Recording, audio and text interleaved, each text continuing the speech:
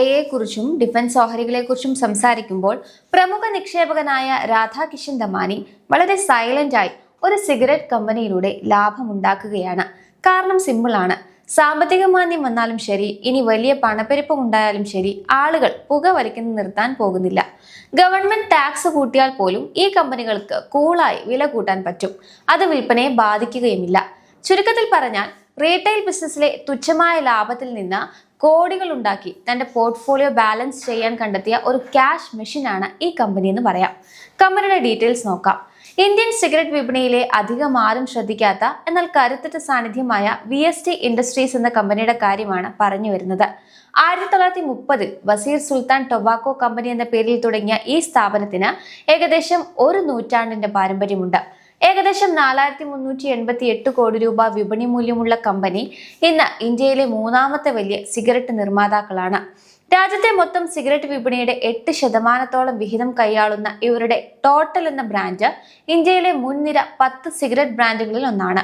പശ്ചിമ Bengal, Andhra Pradesh, Telangana, Bihar, UP തുടങ്ങിയ സംസ്ഥാനങ്ങളിൽ വേരൂന്നിയ ശക്തമായ വിപണന ശൃംഖലയാണ് ഈ കമ്പനിയുടെ വമ്പൻ സ്രാവുകൾക്കിടയിലും തളരാതെ നിർത്തുന്നത്.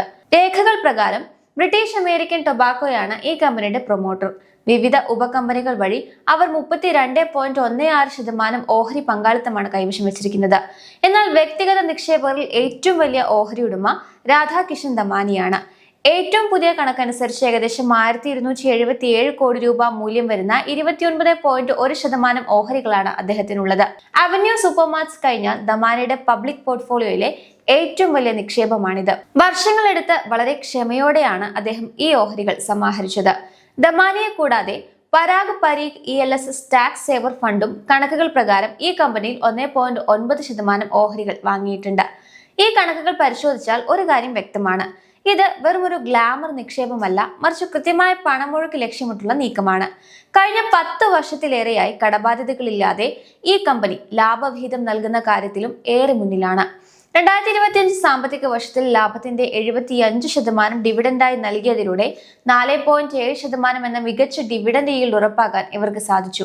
FMCG മേഖലയിലെ ശരാശരി ഡിവിഡൻഡ് വെറും 0.8% മാത്രമാണ് എന്നതാണ് ഏറ്റവും വലിയ സവിശേഷത.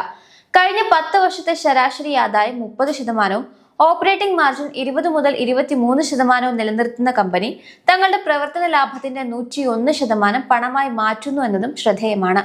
മിക്ക ഉപഭോക്തൃ ഉൽപ്പന്ന കമ്പനികൾക്കും സ്വപ്നം കാണാൻ മാത്രം കഴിയുന്നത്ര സാമ്പത്തിക ഭദ്രത തന്നെയാണ് പണം തരുന്ന ഒരു യന്ത്രം പോലെ ഈ കമ്പനിയെ മാറ്റുന്നതും.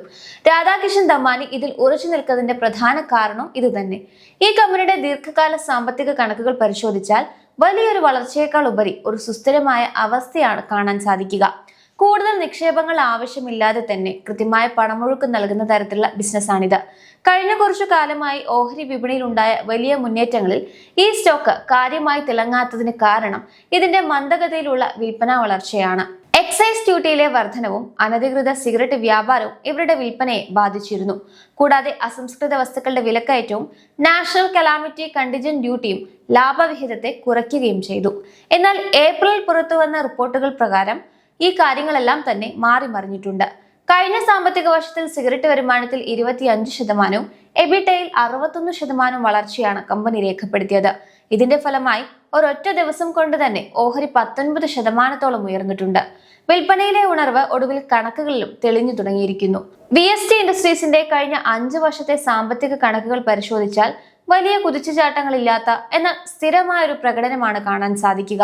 5 വർഷത്തിനിടയിൽ കമ്പനിയുടെ വിൽപ്പന 6% വാർഷിക നിരക്കിൽ പതുക്കെ വളർന്ന് 2026 സാമ്പത്തിക വർഷത്തിൽ 1465 കോടി രൂപയിലെത്തി. പ്രവർത്തന ലാഭത്തിന്റെ കാര്യത്തിൽ 2025 279 കോടി രൂപയായി ഒരു ഇടിവ് സംഭവിച്ചെങ്കിലും 2026 450 കോടി രൂപയായി ഉയർന്ന് ശക്തമായ ഒരു തിരിച്ചുവരവ് നടത്താൻ കമ്പനിക്ക് സാധിച്ചു. എന്നാൽ അറ്റാദായം പരിശോധിക്കുമ്പോൾ കഴിഞ്ഞ 5 വർഷത്തിനിടയിൽ -1.3% എന്ന നേരിയ ഇടിവാണ് രേഖപ്പെടുത്തിയിരിക്കുന്നത്. 2026 292 കോടി രൂപയാണ് കമ്പനിയുടെ ലാഭം.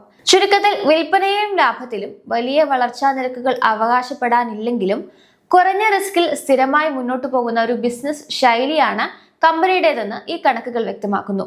2021 മെയ് മാസത്തിൽ ഏകദേശം 300 രൂപയായിരുന്ന VST ഇൻഡസ്ട്രീസിന്റെ ഓഹരി വില നിലവിൽ 258 രൂപയിലാണ് വ്യാപാരം ചെയ്യുന്നത്. കഴിഞ്ഞ ഒരു വർഷത്തിനിടെ മാത്രം ഓഹരി വിലയിൽ 21% ഇടിവുണ്ടായിട്ടുണ്ട്.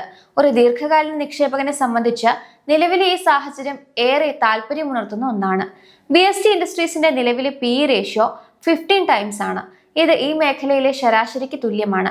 എന്നാൽ കമ്പനിയുടെ കഴിഞ്ഞ 10 വർഷത്തെ ശരാശരി PE 20 ടൈംസ് ആണെന്നും ITC, ഗോഡ്ഫ്രെ ഫിലിപ്സ് തുടങ്ങിയ സമാന കമ്പനികൾ ഇതിലും ഉയർന്ന മൂല്യത്തിലാണ് വ്യാപാരം നടത്തുന്നത് എന്നതും കാണാം. അതായത് കടബാധ്യതകളില്ലാത്തതും ലാഭത്തിന്റെ 1/4 ഡിവിഡൻഡായി നൽകുന്നതുമായ ഈ കമ്പനി അതിന്റെ ദീർഘകാല ശരാശരി മൂല്യത്തെക്കാൾ കുറഞ്ഞ നിരക്കിലാണ് ഇപ്പോൾ വിപണിയിൽ ലഭ്യമാകുന്നത്. രാധാകിഷൻ ദമാനിയെ സംബന്ധിച്ച് ഈ നിക്ഷേപം 3 രീതിയിലാണ് ഗുണകരമാകുന്നത്. ഒന്നാമതായി, ഉയർന്ന ഡിവിഡൻഡ് ഈൽഡ് വഴി സ്ഥിരമായ വരുമാനം ലഭിക്കുന്നു.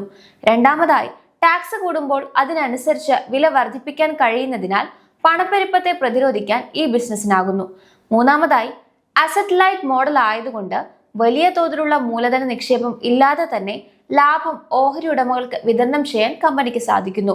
എങ്കിലും കമ്പനിയുടെ വർക്കിംഗ് ക്യാപിറ്റൽ ദിവസങ്ങൾ വലിയ തോതിൽ വർദ്ധിച്ചതും ക്യാഷ് കൺവേർഷൻ സൈക്കിൾ 148 ദിവസങ്ങളിൽ നിന്ന് 305 ദിവസമായി കൂടിയതും നിക്ഷേപകർ ശ്രദ്ധിക്കേണ്ട പ്രധാന റിസ്കുകളാണ്.